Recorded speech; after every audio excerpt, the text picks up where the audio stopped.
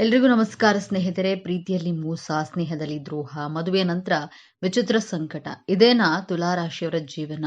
ಯಾರ ಮುಂದೆಯೂ ಹೇಳಿಕೊಳ್ಳಲಾಗದ ನೋವು ತುಲಾರಾಶಿಯವರಿಗೆ ಯಾಕೆ? ಆತ್ಮೀಯ ತುಲಾರಾಶಿಯವರೇ, ನೀವು ಸಾಕ್ಷಾತ್ ಧರ್ಮ ಮತ್ತು ನ್ಯಾಯದ ಪ್ರತೀಕ. ಜಗತ್ತಿನ ಯಾವುದೇ ಸಮಸ್ಯೆ ಇರಲಿ, ಅದನ್ನ ತೂಗಿ ಅಳೆದು ಸರಿಯಾದ ತೀರ್ಪು ಕೊಡುವಂತಹ ಅದ್ಭುತ ಶಕ್ತಿ ನಿಮಗಿದೆ. ನಿಮ್ಮ ನಗುವಿನಲ್ಲಿ ಒಂದು ಆಕರ್ಷಣೆ ಇದೆ, ನಿಮ್ಮ ಮಾತಿನಲ್ಲಿ ಒಂದು ಸೌಜನ್ಯವಿದೆ. ಜಗಳ ಆಡುವವರನ್ನ ಒಂದು ಮಾಡುವ, ದ್ವೇಷಿಸುವವರನ್ನ ಪ್ರೀತಿಸುವಂತೆ ಮಾಡುವ ಮಾಂತ್ರಿಕ ಶಕ್ತಿ ಇರೋದು ಕೇವಲ ತುಲಾರಾಶಿಯವರಿಗೆ ಮಾತ್ರ. ಆದ್ರೆ ಆತ್ಮೀಯ ತುಲಾರಾಶಿಯವರೇ, ನಿಮ್ಮನ್ನ ನೀವೇ ಕೇಳಿಕೊಳ್ಳಿ. ಇಡೀ ಜಗತ್ತಿನ ಸಮಸ್ಯೆಯನ್ನ ಬಗೆಹರಿಸುವಂತಹ ನೀವು ನಿಮ್ಮ ಸ್ವಂತ ಬದುಕಿನ ಸಮಸ್ಯೆಗಳನ್ನ ಯಾಕೆ ಬಗೆಹರಿಸಿಕೊಳ್ಳಲು ಆಗ್ತಿಲ್ಲ? ಶುಕ್ರ ದೆಸೆಯ ಆಶೀರ್ವಾದ ಪಡೆದ ನೀವು ಐಷಾರಾಮಿ ಜೀವನವನ್ನ ನಡೆಸಬೇಕಾದವರು, ಆದ್ರೆ ಇಂದು ಯಾಕೆ ಮನಃಶಾಂತಿ ಇಲ್ಲದೆ, ನಿದ್ದೆ ಇಲ್ಲದೆ ಒದ್ದಾಡ್ತಿದ್ದೀರಿ? ಎಲ್ಲರಿಗೂ ಒಳ್ಳೆಯದನ್ನೇ ಬಯಸುವ ನಿಮಗೆ ಬದುಕಿನಲ್ಲಿ ಪದೇ ಪದೇ ಮೋಸವೇ ಯಾಕೆ ಉಡುಗೊರೆಯಾಗಿ ಸಿಗ್ತಿದೆ? ತುಲಾರಾಶಿಯವರೇ, ಇವತ್ತು ನೀವು ಒಂದು ಕಹಿ ಸತ್ಯವನ್ನ ಜೀರ್ಣಿಸಿಕೊಳ್ಳಲೇಬೇಕು. ನಿಮ್ಮ ಜೀವನದಲ್ಲಿ ಈಗ ಆಗುತ್ತಿರುವಂತಹ ಅವಮಾನಗಳಿಗೆ, ಸೋಲುಗಳಿಗೆ ಅಥವಾ ಆರ್ಥಿಕ ಕಷ್ಟಗಳಿಗೆ ಬೇರೆ ಯಾರೂ ಕಾರಣರಲ್ಲ, ಸಾಕ್ಷಾತ್ ನೀವೇ ಕಾರಣ. ಹೌದು, ನಿಮ್ಮ ಉದ್ಧಾರವನ್ನ ತಡಿತಾ ಇರೋದು ನಿಮ್ಮ ಶತ್ರುಗಳಲ್ಲ, ಬದಲಾಗಿ ನಿಮ್ಮ ಸ್ವಭಾವವೇ ಬೆರೆತು ಹೋಗಿರುವಂತಹ ಒಂದು ಮಾರಕವಾದ ದೌರ್ಬಲ್ಯ. ಒಂದು ಗುಣ ನಿಮ್ಮನ್ನ ಎಷ್ಟು ಕುರುಡರನ್ನಾಗಿ ಮಾಡಿದೆ ಅಂದ್ರೆ, ಹಗಲಿನಲ್ಲಿ ನಿಮ್ಮ ಕಣ್ಣು ಮುಂದೆಯೇ ನಿಮ್ಮ ಬದುಕನ್ನ ಯಾರೋ ದೋಚಿಕೊಂಡು ಹೋಗ್ತಿದ್ರು, ನೀವು ಸುಮ್ಮನೆ ನೋಡ್ತಾ ನಿಂತಿದ್ದೀರಿ. ಆ ಒಂದು ಗುಣ ದೇವತೆಗಳಂತೆ ಬದುಕಬೇಕಾದ ನಿಮ್ಮನ್ನ ಒಂದು ಸಾಮಾನ್ಯಕ್ಕಿಂತ ಕೀಳಾಗಿ ಬದುಕುವಂತೆ ಮಾಡಿರುವ ಆ ರಹಸ್ಯವೇನು? ಮತ್ತು ನೀವು ಸುಖನಂತೆ ಬದುಕಬೇಕಾದ್ರೆ ಮಾಡಬೇಕಾದ ಬದಲಾವಣೆ ಏನು? ಈ ವಿಡಿಯೋದಲ್ಲಿ ಎಳೆ ಎಳೆಯಾಗಿ ಬಿಚ್ಚಿಡಲಿದ್ದೇವೆ. ಇದನ್ನ ಅರ್ಧಕ್ಕೆ ನಿಲ್ಲಿಸಬೇಡಿ, ಯಾಕಂದ್ರೆ ಇದು ನಿಮ್ಮ ಮುರಿದು ಹೋದ ಮನಸ್ಸಿಗೆ ಸಂಜೀವಿನಿ ಆಗಬಲ್ಲದು. ಆ ಕರಾಳ ದೌರ್ಬಲ್ಯದ ಬಗ್ಗೆ ತಿಳಿಯುವ ಮೊದಲು ಜಗತ್ತು ನಿಮ್ಮನ್ನ ಯಾಕೆ ಇಷ್ಟಪಡುತ್ತೆ ಅನ್ನೋದು ನಿಮಗೆ ಗೊತ್ತಿರಬೇಕು. ಅದಕ್ಕೂ ಮುನ್ನ ನೀವಿನ್ನು ನಮ್ಮ ಚಾನಲ್ಗೆ ಸಬ್ಸ್ಕ್ರೈಬ್ ಆಗಿಲ್ಲ ಅಂದ್ರೆ ಈಗಲೇ ಸಬ್ಸ್ಕ್ರೈಬ್ ಆಗಿ, ಹಾಗೆ ವಿಡಿಯೋಗೆ ಲೈಕ್ ಮಾಡಿ, ವಿಡಿಯೋನ ಸ್ಕಿಪ್ ಮಾಡದೆ ಕೊನೆ ತನಕ ನೋಡಿ. ಎಲ್ಲರೂ ಭಕ್ತಿಯಿಂದ ಜೈ ಶುಕ್ರದೇವ ಅಂತ ಕಾಮೆಂಟ್ ಮಾಡಿ. ತುಲಾರಾಶಿಯವರೇ, ನಿಮ್ಮ ರಾಶಿಯ ಚಿಹ್ನೆ ತಕ್ಕಡಿ ಅಂದ್ರೆ ಬ್ಯಾಲೆನ್ಸ್. ಎಂತಹ ಒತ್ತಡದ ಪರಿಸ್ಥಿತಿಯಲ್ಲೂ ನೀವು ತಾಳ್ಮೆಯನ್ನ ಕಳೆದುಕೊಳ್ಳುವುದಿಲ್ಲ. ಮೊದಲನೇದಾಗಿ ನಿಮ್ಮ ರಾಜತಾಂತ್ರಿಕತೆ ಮತ್ತು ಸೌಜನ್ಯ. ಯಾರ ಮನಸ್ಸಿಗೂ ನೋವಾಗದಂತೆ ಮಾತನಾಡುವ ಕಲೆ ನಿಮ್ಮ ರಕ್ತಗತವಾಗಿ ಬಂದಿದೆ. ಎದುರಾಳಿ ಎಷ್ಟೇ ಕೋಪದಲ್ಲಿದ್ರೂ ನಿಮ್ಮ ಒಂದೆರಡು ಪ್ರೀತಿಯ ಮಾತುಗಳಿಂದ ಅವರನ್ನ ತಣ್ಣಗಾಗಿಸಬಲ್ಲ ಶಕ್ತಿ ನಿಮಗಿದೆ. ಎರಡನೆಯದಾಗಿ ನಿಮ್ಮ ಸೌಂದರ್ಯ, ಪ್ರಜ್ಞೆ ಮತ್ತು ಸ್ವಚ್ಛತೆ. ನೀವು ಇರೋ ಜಾಗ, ನೀವು ಧರಿಸುವಂತಹ ಬಟ್ಟೆ, ನೀವು ಆಡುವ ಮಾತು, ಎಲ್ಲದರಲ್ಲೂ ಒಂದು ಅಚ್ಚುಕಟ್ಟುತನ ಇರುತ್ತದೆ. ಕೊಳಕುತನವನ್ನ, ಗಲಾಟೆಯನ್ನ ನೀವು ದ್ವೇಷಿಸ್ತೀರಿ. ಇದೇ ಕಾರಣಕ್ಕೆ ಜನ ನಿಮ್ಮನ್ನ ಸುಸಂಸ್ಕೃತರು ಅಂತ ಕರೆಯುತ್ತಾರೆ. ಮೂರನೆಯದಾಗಿ ಮತ್ತು ಅತಿ ಮುಖ್ಯವಾಗಿ, ನಿಮ್ಮ ನ್ಯಾಯಪರ ಅನ್ಯಾಯವನ್ನ ಕಂಡ್ರೆ ನೀವು ಸಹಿಸಲ್ಲ, ಆದ್ರೆ ಅದನ್ನ ವಿರೋಧಿಸುವಾಗ್ಲೂ ಒಂದು ನಾಗರಿಕತೆಯನ್ನ ಪಾಲಿಸುತ್ತೆ. ಇಷ್ಟೆಲ್ಲ ಅದ್ಭುತ ಗುಣಗಳಿರುವ ನೀವು, ಜಗತ್ತಿಗೆ ಬೆಳಕನ್ನ ನೀಡುವ ನೀವು, ನಿಮ್ಮ ಮನೆಯ ದೀಪವನ್ನೇ ಯಾಕೆ ಆರಿಸಿಕೊಂಡಿದ್ದೀರಿ? ನಿಮ್ಮ ಈ ಒಳ್ಳೆತನವೇ ನಿಮಗೆ ಮುಳುವಾಗಿದ್ದು ಹೇಗೆ ಈಗ ಆ ಅಸಲಿ ಸತ್ಯವನ್ನ, ಆ ಕಹಿಯನ್ನ ಒಡೆಯುವಂತಹ ಸಮಯ. ತುಲಾರಾಶಿಯವರೇ, ನಿಮ್ಮನ್ನ ಬಲ ಪ್ರಯೋಗದಿಂದ ಯಾರೂ ಸೋಲಿಸಲು ಸಾಧ್ಯವಿಲ್ಲ, ಆದ್ರೆ ನಿಮ್ಮನ್ನ ಕಣ್ಣೀರು ಹಾಕುವಂತೆ ಮಾಡುತ್ತಿರುವುದು ನಿಮ್ಮ ಆ ಒಂದು ಮಾರಕ ದೌರ್ಬಲ್ಯ. ಅದೇ ನಿರ್ಧಾರ ತೆಗೆದುಕೊಳ್ಳಲಾಗದ ಗೊಂದಲ ಮತ್ತು ಎಲ್ಲರನ್ನ ಮೆಚ್ಚಿಸಲು ಹೋಗುವ ದಾಸ್ಯದ ಮನೋಭಾವ. ಕೇಳಲು ಇದು ಸಣ್ಣ ವಿಷಯ ಅನಿಸಬಹುದು, ಆದ್ರೆ ಇದೇ ನಿಮ್ಮ ಬದುಕಿನ ಶಾಪ. ತುಲಾರಾಶಿಯವರು, ಅವರಿಗೆ ಪ್ರತಿಯೊಂದು ವಿಚಾರದಲ್ಲೂ ಗೊಂದಲ. ಇದನ್ನ ಮಾಡ್ಬೇಕಾ ಅಥವಾ ಇದನ್ನ ಮಾಡಬಾರ್ದಾ? ಇದು ಸರಿಯಾ ಅಥವಾ ತಪ್ಪಾ? ಈ ಗೊಂದಲದಲ್ಲೇ ನೀವು ಬದುಕಿನ ಅರ್ಧ ಸಮಯವನ್ನ ವ್ಯರ್ಥ ಮಾಡ್ತೀರಿ. ಅಷ್ಟೇ ಅಲ್ಲ, ನೀವು ಯಾರಿಗೂ ಇಲ್ಲ ಎಂದು ಹೇಳಲಾರಿರಿ. ಯಾರಾದ್ರೂ ಬಂದು ಸಹಾಯ ಕೇಳಿದ್ರೆ ನಿಮ್ಮ ಹತ್ತಿರ ಸಮಯ ಇಲ್ಲದಿದ್ರು, ನಿಮ್ಮ ಜೇಬಿನಲ್ಲಿ ಹಣ ಇಲ್ಲದಿದ್ರು, ನಿಮ್ಮ ಸುಖವನ್ನ ತ್ಯಾಗ ಮಾಡಿ ಅವರಿಗೆ ಸಹಾಯವನ್ನ ಮಾಡ್ತೀರಿ. ಯಾಕೆ ಗೊತ್ತಾ? ಇಲ್ಲಿ ನಾನು ಇಲ್ಲ ಅಂದ್ರೆ ಅವರು ಬೇಜಾರು ಮಾಡಿಕೊಳ್ತಾರೆ, ಎಲ್ಲಿ ನಾನು ಕೆಟ್ಟವನಾಗ್ತೀನೋ ಎನ್ನುವಂತಹ ಭಯ ನಿಮ್ದು. ಈ ಎಲ್ಲರಿಗೂ ಒಳ್ಳೆಯದಾಗಬೇಕು ಅನ್ನೋ ಹುಚ್ಚುತನ ಇದೆಯಲ್ಲ, ಇದೇ ನಿಮ್ಮನ್ನ ಸರ್ವನಾಶ ಮಾಡ್ತಾ ಇರೋದು. ನೀವು ಬೇರೆಯವರ ಖುಷಿಗಾಗಿ ನಿಮ್ಮ ಆತ್ಮಗೌರವವನ್ನೇ ಒತ್ತಿ ಇಡ್ತೀರಿ. ನಿಮ್ಮದಲ್ಲದ ತಪ್ಪಿಗೆ ಕ್ಷಮೆ ಕೇಳ್ತೀರಿ. ಸಂಬಂಧ ಉಳಿಸ್ಕೊಳ್ಬೇಕು ಅಂತ ವಿಷವನ್ನೇ ಅಮೃತ ಅಂತ ಕುಡಿತೀರಿ. ಆದ್ರೆ ಪ್ರತಿಫಲವಾಗಿ ನಿಮಗೆ ಸಿಗೋದು ಕೇವಲ ಅವಮಾನ ಮತ್ತು ದ್ರೋಹ. ಈ ಅತಿಯಾದ ಒಳ್ಳೆತನ ಮತ್ತು ಗೊಂದಲದ ಸ್ವಭಾವ ನಿಮ್ಮ ಜೀವನದ ಮೇಲೆ ಬೀರುತ್ತಿರುವಂತಹ 3 ಭಯಂಕರ ಪರಿಣಾಮಗಳನ್ನ ಒಮ್ಮೆ ಗಮನಿಸಿ. ಮೊದಲನೇದಾಗಿ, ಪರಾವಲಂಬಿಗಳ ಸ್ವರ್ಗವಾಗುವಿಕೆ.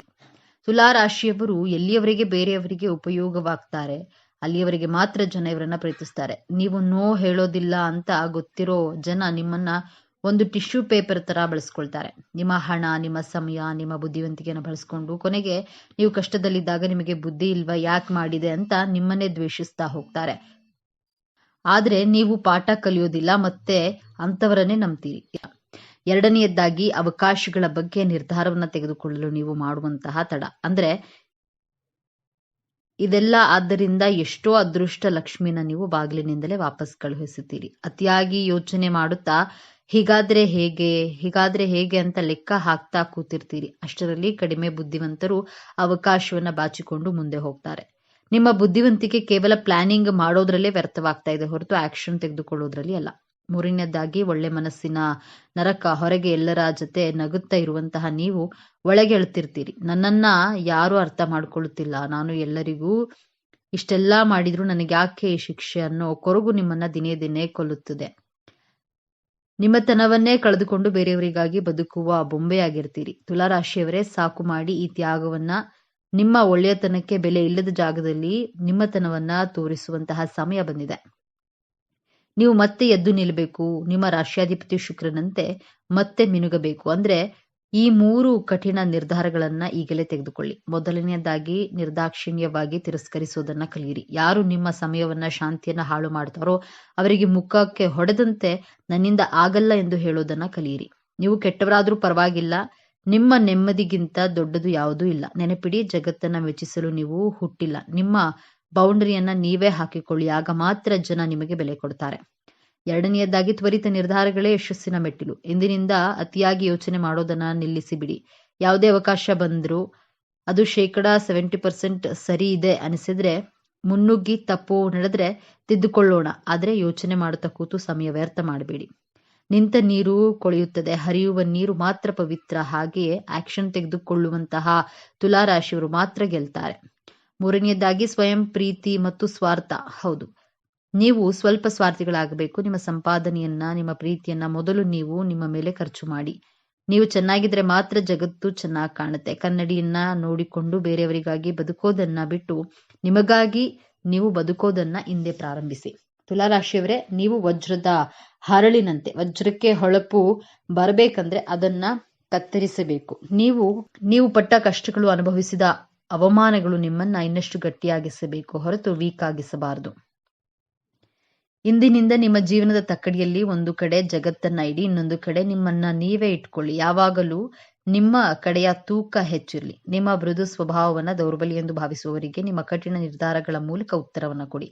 ನಿಮ್ಮ ಕಡೆಗಣಿಸಿದವರು, ನಿಮ್ಮನ್ನ ಬಳಸಿಕೊಂಡು ಬಿಸಾಡಿದವರು ನಾಳೆ ನಿಮ್ಮ ಯಶಸ್ಸನ್ನ ಕಂಡು ಸಾಲಿನಲ್ಲಿ ಬಂದು ನಿಲ್ಲುವಂತೆ ಬೆಳೆಯಿರಿ. ಆ ತಾಕತ್ತು, ಆ ಕಲೆ, ಆ ರಾಜಯೋಗ ನಿಮ್ಮ ಜಾತಕದಲ್ಲೇ ಇದೆ. ಬೇಕಾಗಿರೋದು ಕೇವಲ ಎಚ್ಚೆತ್ತುಕೊಳ್ಳುವಂತಹ ಮನಸ್ಸು. ಸ್ನೇಹಿತರೆ, ಈ ವಿಡಿಯೋದಲ್ಲಿ ಹೇಳಿದ ಮಾತುಗಳು ನಿಮ್ಮ ಜೀವನಕ್ಕೆ ಹತ್ತಿರ ಅನಿಸಿದ್ರೆ, ಹೌದು ನಾನು ಕೂಡ ಇದೇ ತಪ್ಪನ್ನ ಮಾಡಿದ್ದೆ ಅಂತ ನಿಮಗೆ ಅನಿಸಿದ್ರೆ ದಯವಿಟ್ಟು ಈ ವಿಡಿಯೋಗೆ ಒಂದು ಲೈಕ್ ಮಾಡಿ.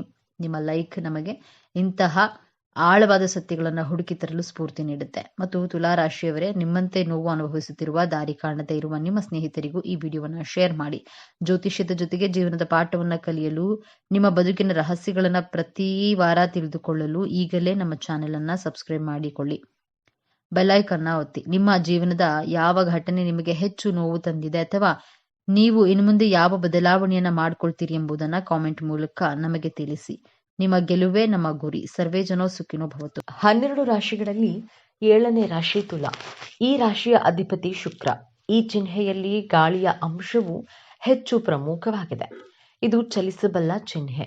ಈ ರಾಶಿಯಲ್ಲಿ ಶನಿಯು ಉತ್ಕೃಷ್ಟನಾಗಿರ್ತಾನೆ ಮತ್ತು ಸೂರ್ಯನು ದುರ್ಬಲನಾಗಿರ್ತಾನೆ. ತುಲಾರಾಶಿಯಲ್ಲಿ ಜನಿಸಿದವರು ಬಹಳ ಮಹತ್ವಾಕಾಂಕ್ಷೆಯುಳ್ಳವರು ಮತ್ತು ತಮ್ಮ ಮಹತ್ವಾಕಾಂಕ್ಷೆಗಳನ್ನು ಸಾಧಿಸಲು ಸಾಧ್ಯವಿರುವ ಎಲ್ಲಾ ಪ್ರಯತ್ನಗಳನ್ನು ಮಾಡ್ತಾರೆ. ಅವರು ಉತ್ತಮ ಕೇಳುಗರು, ಆದರೆ ಅಂತಿಮವಾಗಿ ಅವರ ಮನಸ್ಸಿನ ಧ್ವನಿಯನ್ನೇ ಕೇಳ್ತಾರೆ.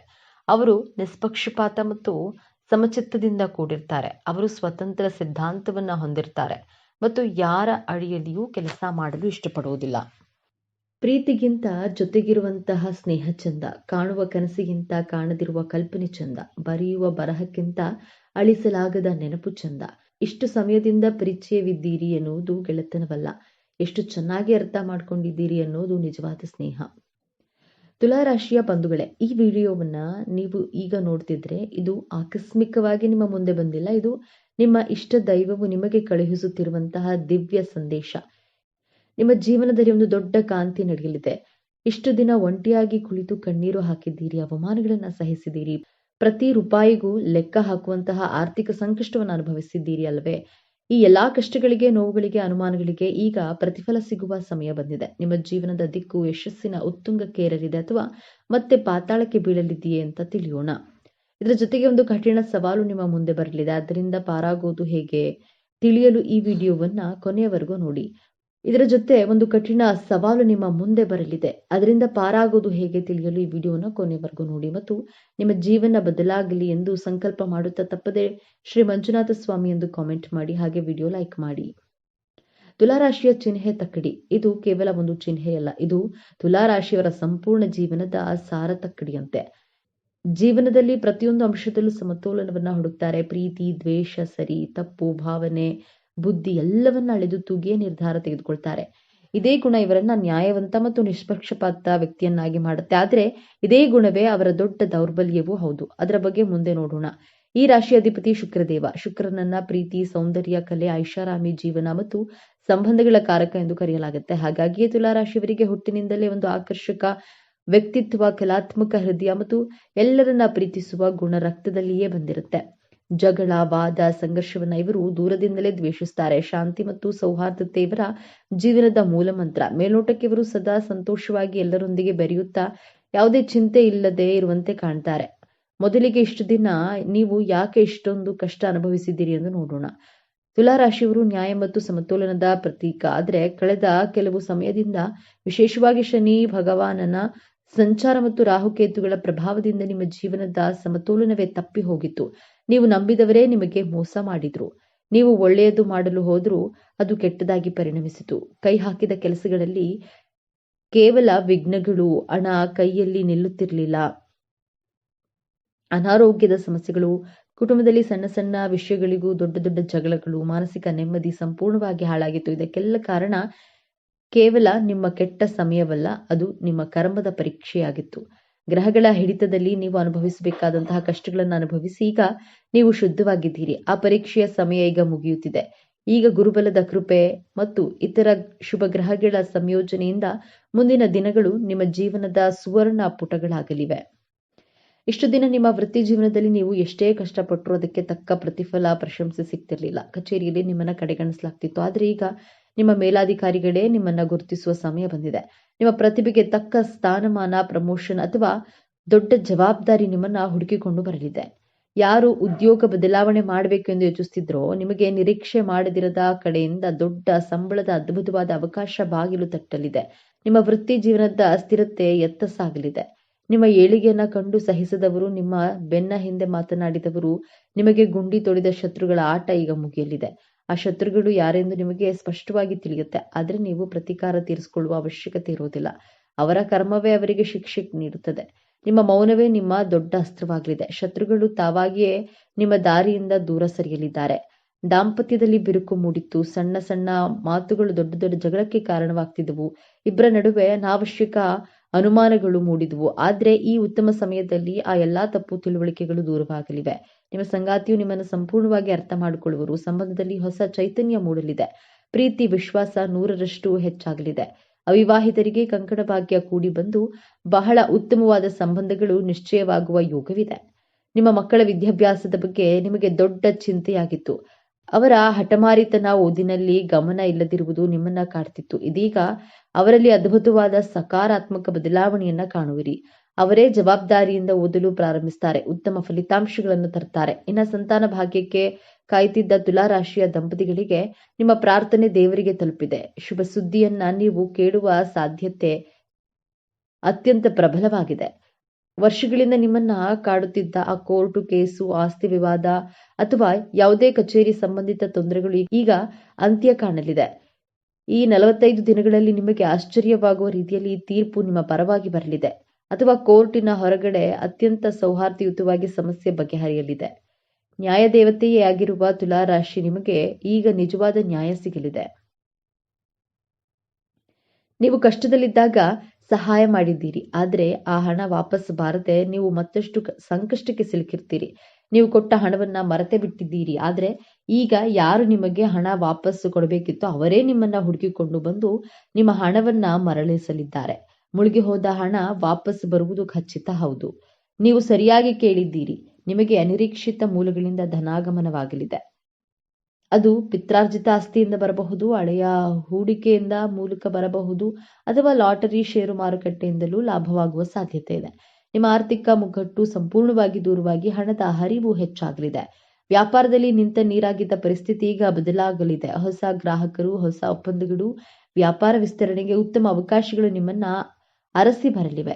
ಲಾಭದ ಪ್ರಮಾಣ ದಿನದಿಂದ ದಿನಕ್ಕೆ ಏರಿಕೆ ಆಗುವುದನ್ನು ನೀವು ಕಣ್ಣಾರೆ ಕಾಣುವಿರಿ. ನಿಮ್ಮ ವ್ಯಾಪಾರವು ಮುಂದಿನ ದಿನಗಳಲ್ಲಿ ಒಂದು ಹೊಸ ಎತ್ತರಕ್ಕೆ ತಲುಪಲಿದೆ. ಆದರೆ ಇಷ್ಟೆಲ್ಲ ಒಳ್ಳೆಯದು ನಡೆಯುವಾಗ ಒಂದು ಕಠಿಣ ಪರೀಕ್ಷೆ ಕೂಡ ನಿಮ್ಮ ಮುಂದೆ ಬರಲಿದೆ.